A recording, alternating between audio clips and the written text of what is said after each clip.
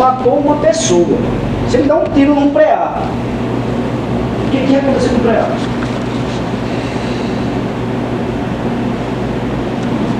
Explodiu o preá. Ele municiou para matar uma pessoa. Como todos disseram aí, ele era caçador. Ele sabia exatamente a quantidade que ele precisava para matar um preá. E não era a quantidade que ele usou. A quantidade que ele usou, ele explodiu os preás que aparecessem na frente. Ninguém aqui é ingênuo a ponto de acreditar que a munição utilizada para matar uma pessoa é a vez para matar um preá, um rato.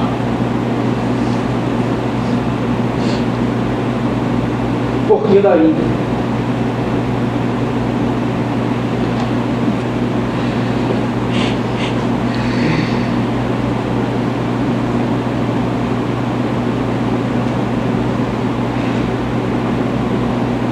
Na réplica eu sempre pontuo as palavras da defesa. Diz a doutora Analícia: não é fácil para uma mãe ver seu filho imolado numa cruz. É o Cristo. Perou a blasfêmia. Perou a blasfêmia. Sendo uma diferença, doutor Soloneiro. Cristo não matou ninguém. Cristo não cometeu nenhum crime. Cristo foi julgado inocentemente. Já Antônio está aqui porque matou. Matou uma pessoa injustamente. Uma pessoa que nada fez contra ele. Absolutamente nada. Covardemente. Seu José Pedro viu chegando e permaneceu de costas para ele. Não, ele não estava de costas não, porque a doutora não quer. Porque as 3 testemunhas que estavam lá viram. As 3 testemunhas que estavam no local e vieram ao processo disseram que ele estava de costas. Mas para a doutora Ana Lúcia, o que vale é a palavra do Antônio. As 3 testemunhas, nada vale. E para os senhores, para as senhoras. Não, ele merece absolvição. Porque ele estava embriagado. Vão absolver porque estava embriagado. Quantas pessoas vão se embriagar agora para matar? Porque vão saber que quando chegar aqui no plenário do júri, vai ter absolvição porque estava embriagado. É isso que a gente quer para a nossa sociedade? Os senhores têm certeza? As senhoras têm certeza? Seus filhos, as senhoras, os senhores, as suas esposas, os seus netos estarão correndo risco. Seus pais, suas mães, seus amigos estarão correndo risco. O mesmo risco que bateu a porta do José Pedro. É isso que as senhoras e os senhores querem? Tem certeza?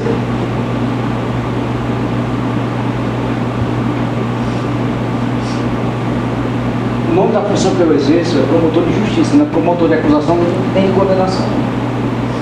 Eu estou aqui lutando pela justiça. A doutora pode dar a definição que ela quiser. É um horizonte, para mim é dar cada um que é seu na medida do que fez.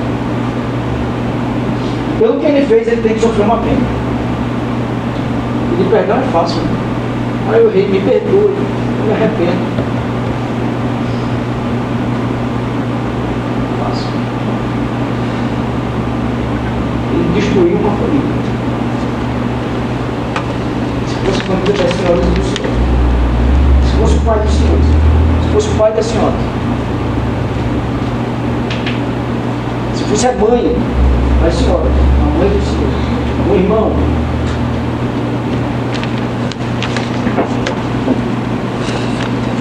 O Tribunal do Júri, o lugar de planejamento, é o lugar de justiça. É o lugar de mostrar o valor que a sociedade tem. Sabe aquela justiça que a gente briga todos os dias, que a gente reclama do Alexandre Moraes, ultimamente, hoje as senhoras e as senhores são dessa justiça. Em algum momento o Florentino procurou vocês para pedir perdão? Nunca.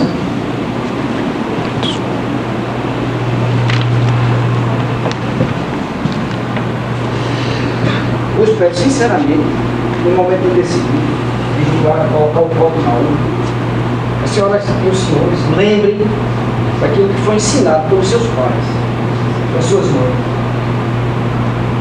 Todos seus orientadores espirituais, padres, pastores, e qualquer outra opção religiosa que possa ser os valores que a gente aprende no dia a dia. O fato como esse é abjeto, repugnante.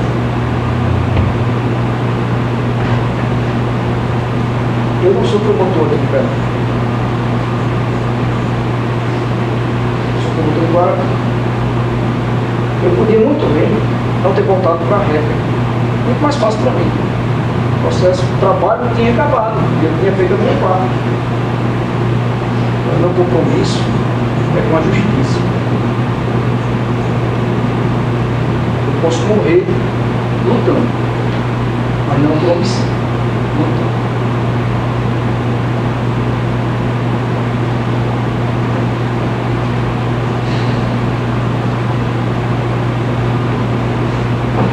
Para uma mãe ter o filho imolado em Marina. Para Marina deve ter sido. Ele realmente não fez nada. E essa cruz aí é bem confortável. Isso é uma cadeira. O condenado vai para a cadeira daqui, ou vai para o presídio lá em Guarapira. Fazer uma conta para que as senhoras e os senhores vejam como é que funciona. A pena máxima para um crime de homicídio, a pena máxima para um crime de homicídio qualificado é de 30 anos. Isso é muito tempo, né? É um tempo razoável. Só que, como ele não tem antecedentes, a progressão acontece com 40% da pena. 12 anos. Então, 12 ainda é muito tempo. Se ele estudar e trabalhar no presídio, ele sai com 4. Diminui 2 terços. 1 terço pelo estudo, 1 terço pelo trabalho. Vai para 4. Se ele levar 30. Então existe a possibilidade de ele levar 30? Nenhuma. Zero. Levar 30 anos? Zero. Faz 15 anos que eu faço júri. Eu nunca vi ninguém levar 30. Ninguém. Eu fiz um júri em João Pessoa que eu vi o cara levando 60, mas ele botou 4. Pelos 4, não foi por 1. Tem a possibilidade de levar 30? Zero.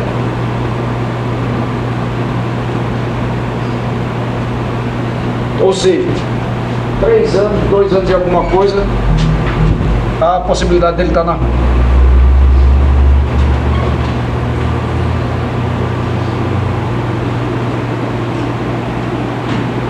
Isso ainda que não é ladrão, não é bandido, não é, enfim, afeito ao crime, que esse foi um ato isolado,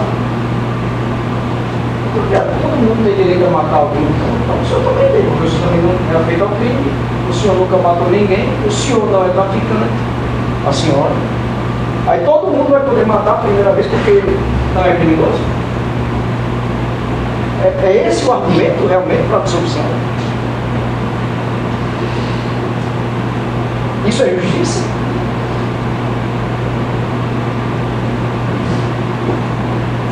Dez anos a feminista, 10 anos a feminista, mais de 3 mil dias feminista. Ela espera para que finalmente José Pedro seja enterrado. Hoje, finalmente, ele vai ser enterrado. Hoje, acaba essa história. Vai permanecer na memória e no coração dos familiares. Mas com a certeza de que aqui a justiça foi feita.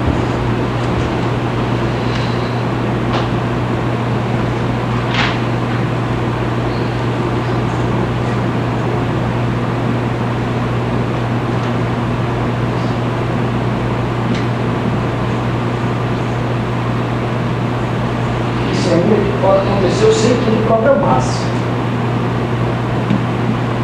Preciso deixar claro, por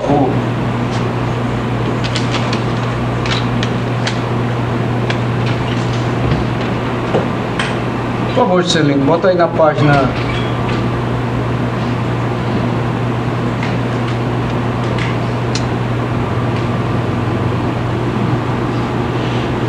É o que o senhor está querendo? É porque aqui no meu É diferente no digital, aí não adianta. Mas é o quê? É o interrogatório dele em juízo. Ok.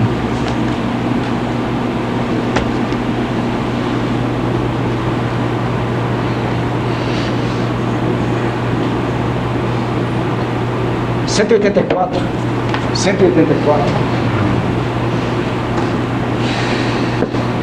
Olha como a história mudou completamente hoje. Olha como a história mudou completamente hoje. Só que o Antônio falou, quando ele foi ouvido em juízo, acompanhada da sua advogada, o promotor, do juiz à época, que eu acho que era a doutora Atena. Isso aqui são as respostas dele. E ele vai dizer como é que se deu a dinâmica. Vejam que não existe sair e voltar. Aqui não existe sair e voltar. Hoje ele disse que saiu para ir fazer as necessidades. Lembram que eu passei o vídeo na primeira oportunidade? Ele saiu para fazer as necessidades e voltou. Que nunca foi preso e processado anteriormente, que confessa que aquilo na vida. E dispara atingiu o peito de José Pedro. E dispara atingiu o peito. Ele disse que atingiu o peito. Ele, vou repetir, eu vi, eu não sou cego, eu vi que foi no peito. O peito de José Pedro. Que passou o dia todo bebendo em um torneio. E depois foi até a sua casa e pegou a sua espingarda com a intenção de caçar no sítio de seu sogro por volta das 18 horas. O que ele ia caçar? Segundo ele, preá. Um tiro daquele, ele explodiu todos os preás que aparecessem na frente dele. Com aquela munição do jeito que ele municiou. Que no caminho do sítio resolveu parar num bar para tomar uma cerveja. Que chegando no bar, a vítima se levantou. Ao chegar no bar, a vítima se levantou. Quem disse isso aqui? Antônio, não fui eu não. Eu estou lendo o que o Antônio falou no seu interrogatório.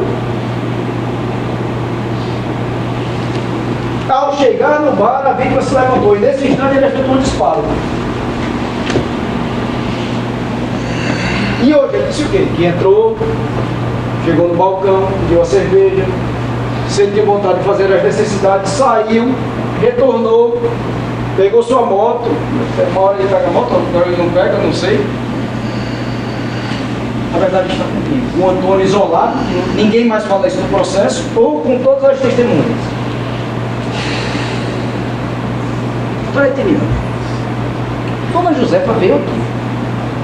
Aquela senhora simples, do povo, no linguajar muito acessível. Ela tem condições de guardar uma mentira por 10 anos. Alguém consegue guardar uma mentira por 10 anos? E ela contou exatamente o que ela disse na delegacia de polícia. Exatamente a mesma coisa.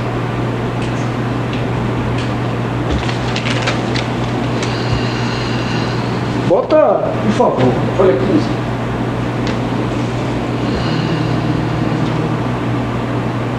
Ó, peraí. 29 dias do mês de maio de 2012. 29 de maio de 2012. Pode passar.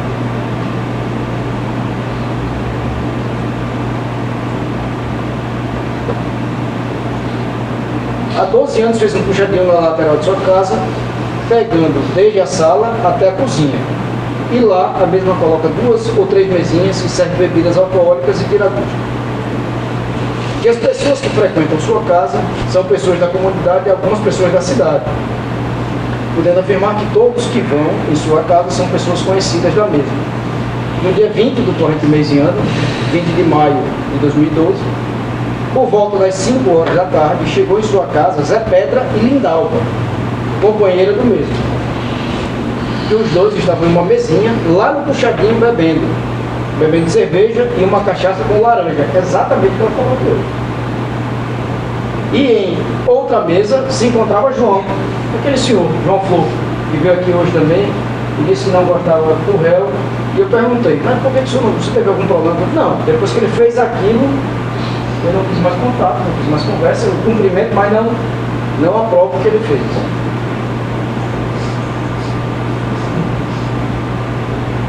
E Lindalva tirou esse... Inclusive, deixou outra não. Tá lá em cima, certo? E uma cachaça com laranja. E em outra mesa se encontrava João de Bila, que também estava bebendo uma cerveja. E aproximadamente 6 horas, a vítima chegou às 17, o réu chegou às 18. Chegou Antônio no balcão e não falou com ninguém, pedindo a mesma só uma cerveja, e depois de tomar 2 copos da mesma, pediu o fósforo para acender um cigarro. E disse para a depoente: vou ali e volto já. Inclusive deixou até os cigarros, porque a depoente pensou até que mesmo estivesse indo no mar, fazer alguma necessidade, já que lá não tem banheiro, e entrou para sua casa. Aproximadamente 15 minutos depois, e já parou em frente à mesa, onde se encontrava Zé Pedra e Lindalva, e tirou a espingarda que vinha amarrada em suas costas em uma cordinha, e simplesmente atirou em Zé Pedra, sem nenhum motivo, sem nenhum aviso, sem nenhuma discussão, inclusive não falou com ninguém que lá estivesse presente. E Zé Pedra não tinha costume de ir na casa da depoente, e quando uma vez ou outra lá ia, tomava 2 ou 3 cervejas e ia embora para casa. Que era uma pessoa de sua casa que trabalhava toda a semana, que Zé Pedra era uma pessoa da sua casa, não da depoente, mas da casa dele. Toda semana e nunca bebia muito, e sempre saía em companhia de sua mulher, Lindalva.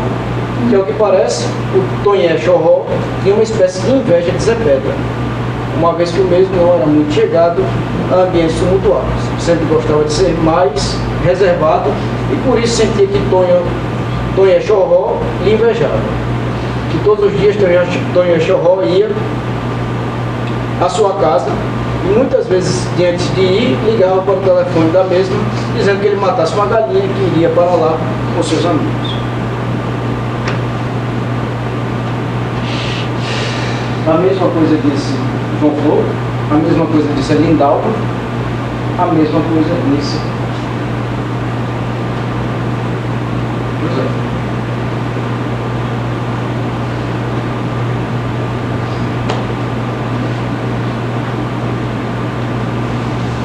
Não, é porque surgiu um boato de que foi do ciúme, foi o voto dele. Olha o que a Raimunda, que teria dito a Antônio, que, segundo Antônio, foi Raimundo que disse para ele, que Zé Pedra tinha sido dele. Olha o que ela disse. Dona Raimunda Miguel da Silva, é a senhora? É. A senhora, Dona Raimunda, a senhora conhece o Antônio Florentino da Silva? Conheço sim. Ele é o que da senhora? Ou foi? Cunhado. Cunhado? Certo. É.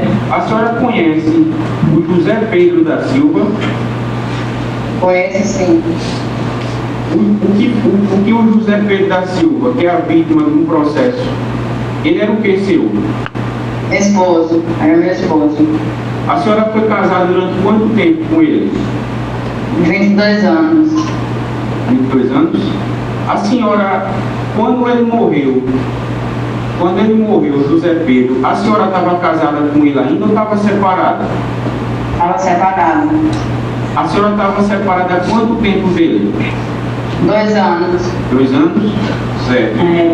Olha, o Antônio Florentino da Silva, que está sendo acusado aqui de matar o seu José Pedro, ele prestou um depoimento na delegacia e disse o seguinte: ele disse que é cunhado da senhora e que dava caronas à senhora, certo? Eu vou repetir o que ele disse aqui. Que a vítima já foi casada com a sua cunhada, Raimunda Miguel da Silva, com quem conviveu por mais de 10 anos. E após a separação, a vítima passou a ter ciúmes do interrogado pelo fato dele ter uma convivência amigável com a mesma. Inclusive, quando esta vinha visitar seus pais, pedia ao interrogado para transportá-la na ida e na volta. acreditando o interrogado que este fato tinha gerado o mesmo ciúme, o que o fez comentar que tinha comprado uma arma e iria acertar as contas com o interrogado. Esse depoimento dele está nas folhas 18 do processo, que é o depoimento que ele prestou na delegacia. Me diga uma coisa, nesse período que a senhora se separou do seu José Pedro Nascimento, o seu José Pedro Nascimento tinha ciúme da senhora com o Antônio Floriano? Tinha não? Tinha não. Não. O José Pedro tinha ciúme da...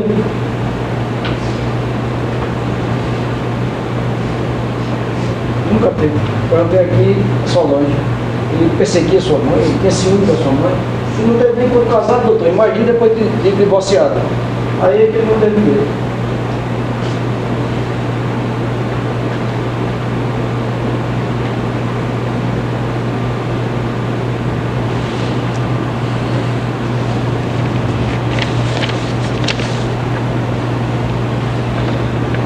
Dona Lúcia ainda disse que não temos a onisciência, nem presença, e é por isso que a gente precisa das testemunhas, porque de fato nós não temos onisciência, nem presença, nós sabemos que tudo nós estamos em todos os lugares.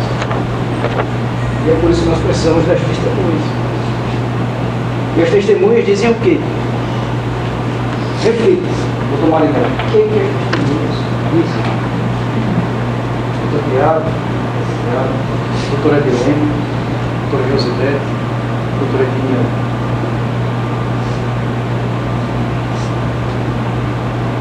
Doutor Solano.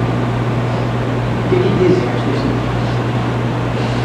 Dizem que entrou no desenho, entrou no disparo, foi embora.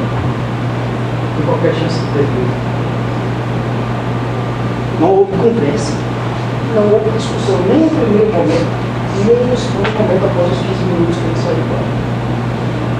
Não houve. Falar que ele agiu sob o domínio de violenta emoção. Conta, por favor, Código Penal. Código Penal.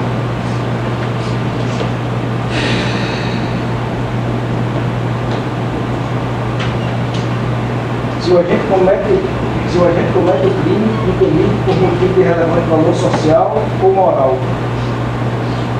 Se o agente comete o crime impedido, ou seja, movido por motivo de relevante valor social ou moral. O valor social é o que interessa a toda a sociedade. O valor moral é o que interessa única e exclusivamente ao indivíduo, à pessoa. Então, existe algum exemplo que o senhor possa dar do agente agido sob domínio de violenta emoção, o relevante valor moral? Aquele caso que eu falei ontem. A pessoa plantava, a doutora José estava no plenário ontem, da pessoa, do pai que mata o estuprador da filha. É uma causa que interessa exclusivamente a ele. Então, o senhor pode dar um exemplo de uma espécie de relevante valor social que interessa a toda a sociedade. Digamos que nós vivamos sob uma ditadura. A Alemanha de Hitler. Um alemão vai e mata Hitler. Ou um soviético vai e mata Stalin.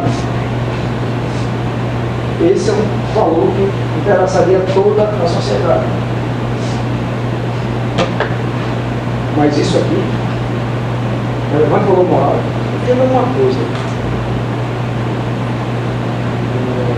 Eu luto, eu brigo, ou promover a justiça, para que seja feito o certo, o correto. Se eu tivesse direito a um privilégio, eu peço privilégio. Quantas vezes eu já pedi? Quantas vezes eu já pedi a absorção? Privilégio. Aqui não existe privilégio. É absurdo. A tese é absurda.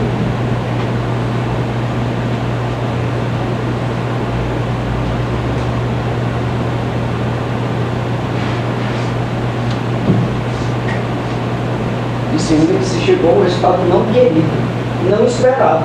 O que ele esperava, hein? Diz aí pra mim. O que é que ele esperava? Deu um tiro no peito do cidadão, com a arma explodindo, de pólvora, de chumbo. O que é que ele estava esperando?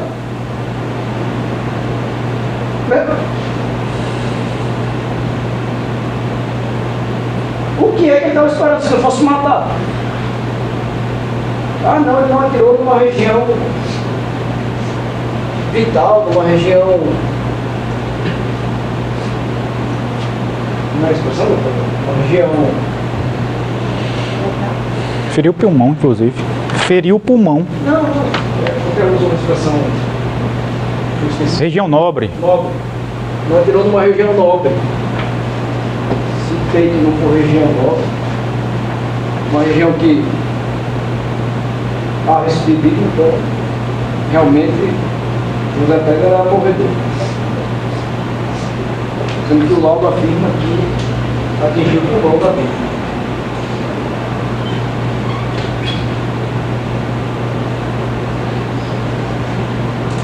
Se o bom resultado não quisesse, a gente não estava aqui hoje.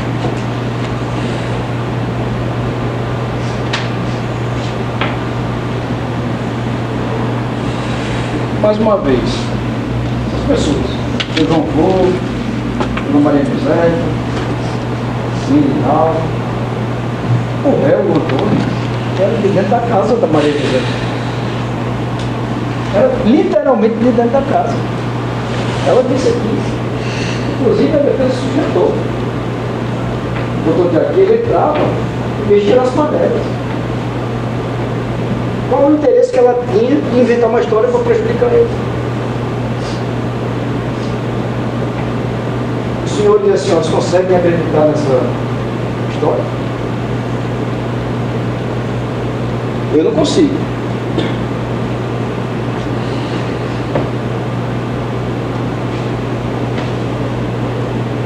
O presidente falou que o bar é um ambiente com muitas pessoas, duas vezes.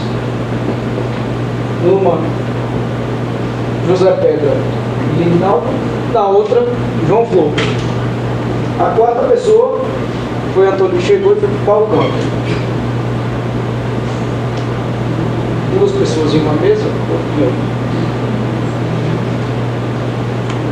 tranquilo, calmo. Agora,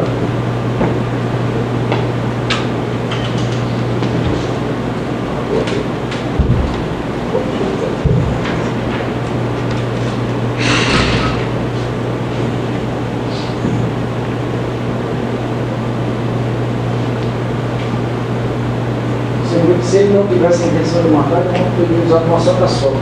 Matou. Matou. Matou ou não? Matou ou não matou? Quem não quer matar, não usa arma de fogo. Quem não quer matar, não usa arma branca. Porque na hora que você aperta o gatilho ou empurra a faca em alguém, você está correndo um grave risco, assumindo um grande risco de matar. Concorda?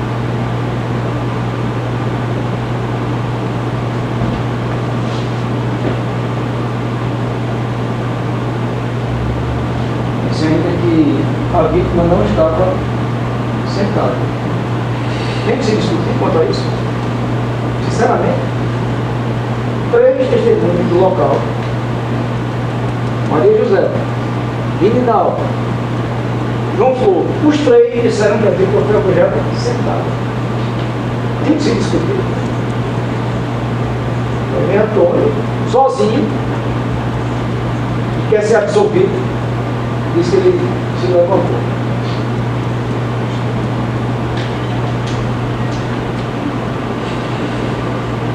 Após se alvejar, ele se levanta, dá alguns passos e cai. Ela não sofreu não.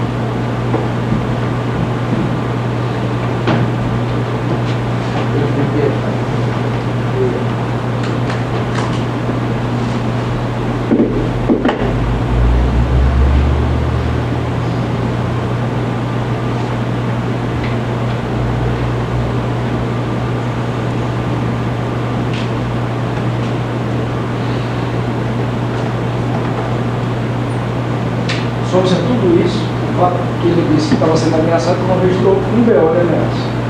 Um BO de ameaça. Eu fiz um. E eu sempre questiono isso nos meus comentários. Sempre questiono essas histórias. Aconteceu no Júlio das Jazeiras, quando era promotor popular de lá, no Júlio de Pedras. E no processo, o réu tem juntado 3 BOs de ameaça.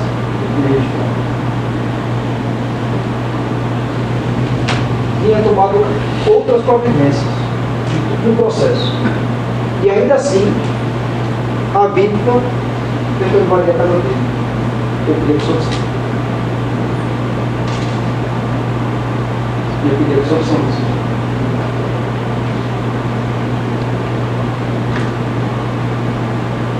Nenhuma ameaça.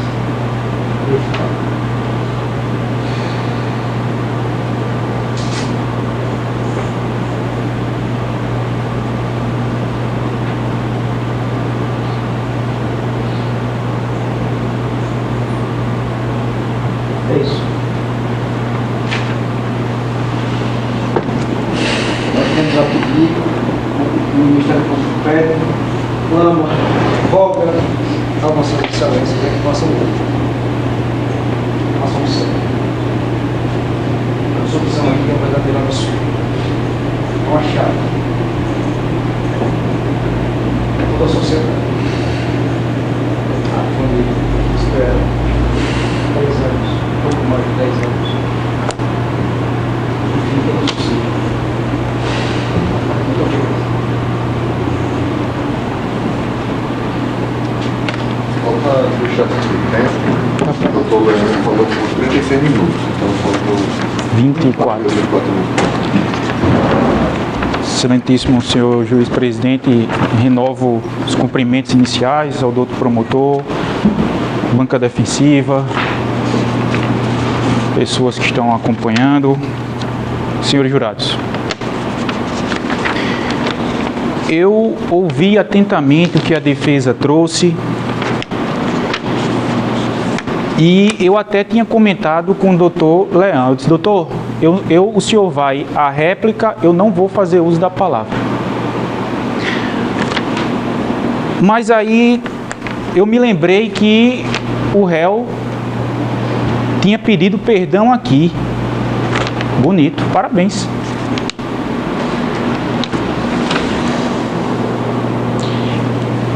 E aí eu fui perguntar ali a Solange. Cheguei lá agora há pouco, quando o promotor estava falando de Solange. O réu já tinha pedido perdão a vocês antes? E ela disse, doutor, nunca.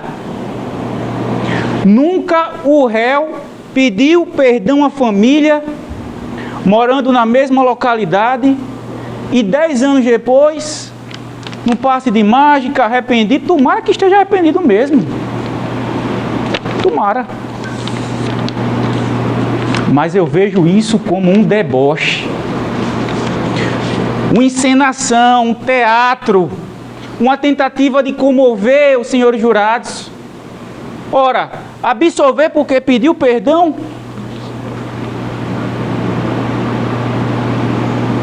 Não. Uma absolvição aqui é a representação perfeita do que é injustiça.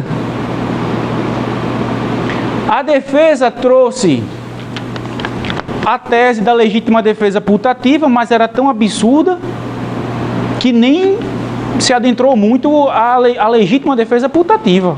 Passou por alto, mas falou. Porque a tese, desde o início da resposta à acusação em 2012, nas alegações finais da defesa, se alegou legítima defesa putativa, mas não trouxe a tese da violenta emoção. Aí agora aqui em plenário, 10 anos depois, se traz essa tese, essa causa privilegiadora, privilégio. O réu quer um privilégio. Ora, vai dizer aqui que agiu imbuído de uma violenta emoção, mas a lei diz, senhores jurados, logo, para se caracterizar, é necessário que seja logo em seguida a injusta provocação da vítima. Qual foi a provocação do seu Zé Pedro? Nenhuma. Qual foi o mal que a vítima cometeu naquele dia? Coitado, domingo, trabalhou numa pedreira, que é um trabalho pesado. Eu sou advogado, graças a Deus eu tive a oportunidade de estudar, e o meu trabalho não é braçal, mas eu não trabalho no domingo, eu não abro o meu escritório no domingo porque eu não consigo. É penoso, e olha que eu gosto do que eu faço. Imagina o homem que trabalha de domingo a domingo, uma pessoa, um cidadão de bem, que nunca utilizou uma arma, que nunca ameaçou ninguém. As testemunhas aqui dizendo que era uma pessoa da casa para o trabalho, do trabalho da casa. E a coisa mais linda do mundo, Dona Josefa, no seu depoimento em juízo, ela chegou a dizer: ele vem pouco ao meu bar, e quando ele vem com a sua companheira. Era uma pessoa que tinha um apreço pela sua família, nunca abandonou suas filhas, tinha uma que estava na faculdade, dependia dele. Você é a mais velha? É a mais velha, na época com 22 anos, 22, né? A outra abandonou a faculdade porque não conseguiu mais para não. Pronto. As consequências são perversas, são tremendas. Foi dito aqui que a mãe está aqui acompanhando o seu filho, o réu. Minha senhora, vai ser feita justiça hoje, o seu filho vai ser condenado, mas a senhora vai ter o privilégio de poder visitá-lo na cadeia. E logo, logo ele vai sair. Agora, quem vai aqui consolar a mãe da vítima, que há 10 anos visita o seu filho no túmulo? Há 10 anos sentindo a dor, o sofrimento, a angústia, porque são datas que marcam. A data dele, que ele nasceu, marcou. Mas infelizmente aquela mãe não seguiu o destino da vida, que são os filhos enterrar os pais. Aquela mãe, coitada, enterrou seu filho por conta de um ato violento, cruel, vil, pequeno, fútil do réu. E cabe a vossas excelências, senhores jurados, reparar esse mal, fazendo justiça e dizendo não à pergunta que se o jurado absolve o acusado. Não. Vou fazer justiça hoje. Vou sair com a minha consciência tranquila. Vou fazer justiça. A mãe vai ter a oportunidade de estar com seu filho. Ao contrário da mãe da vítima, que só tem na sua memória as lembranças e as fotografias.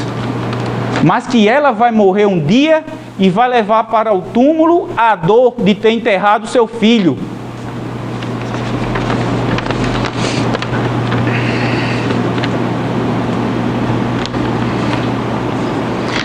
Foi dito aqui, né, que olha, é porque esse crime aconteceu, por disse-me-disse. Pelo amor de Deus, será que toda picuinha de família, de amigo, de seja quem for, tem que terminar em morte?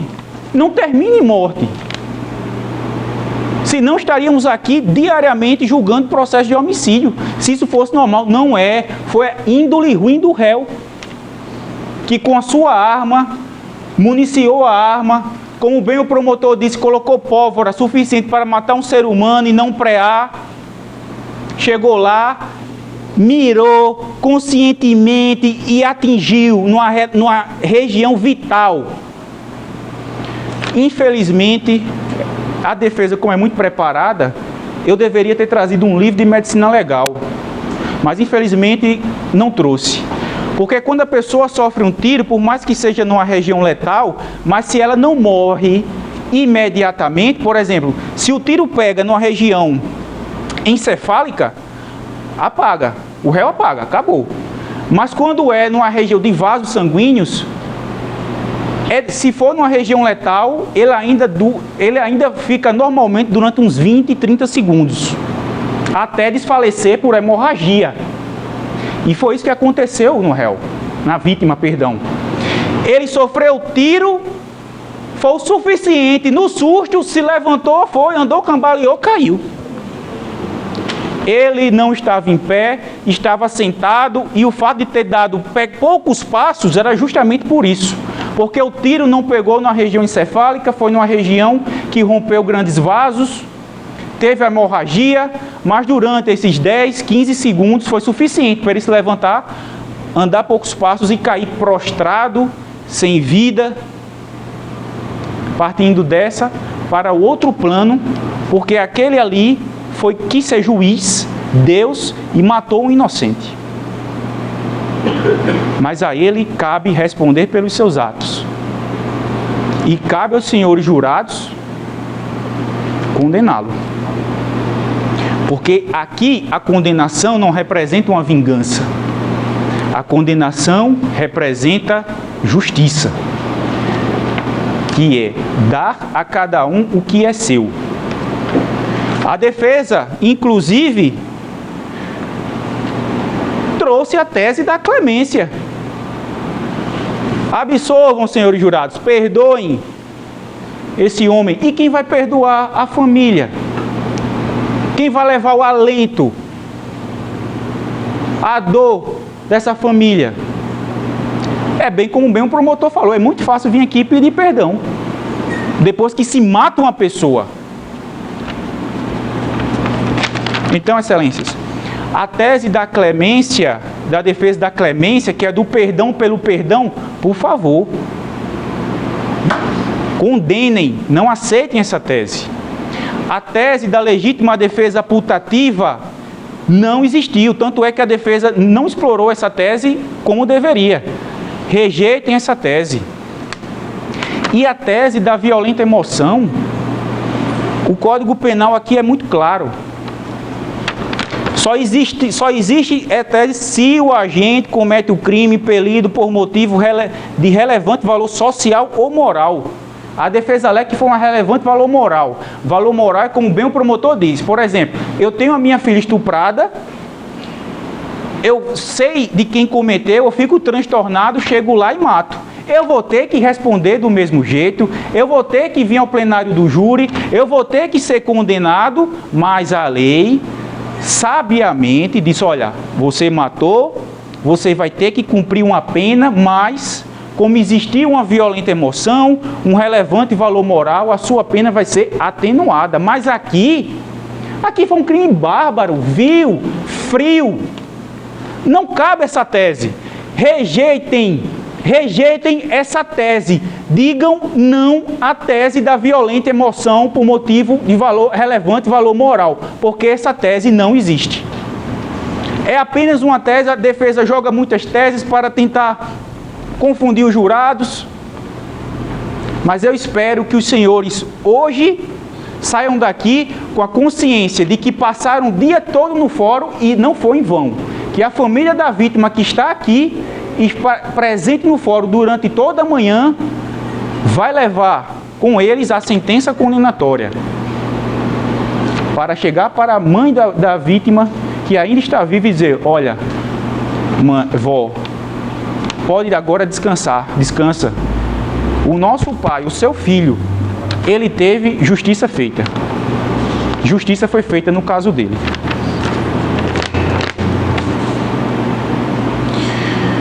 Em momento algum se pode aceitar que consumo de álcool seja motivo para justificar ou para atenuar ou para que vossas excelências ajam com clemência.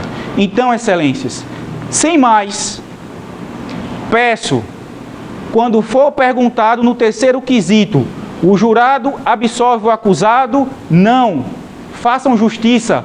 Votem não. Hoje, não.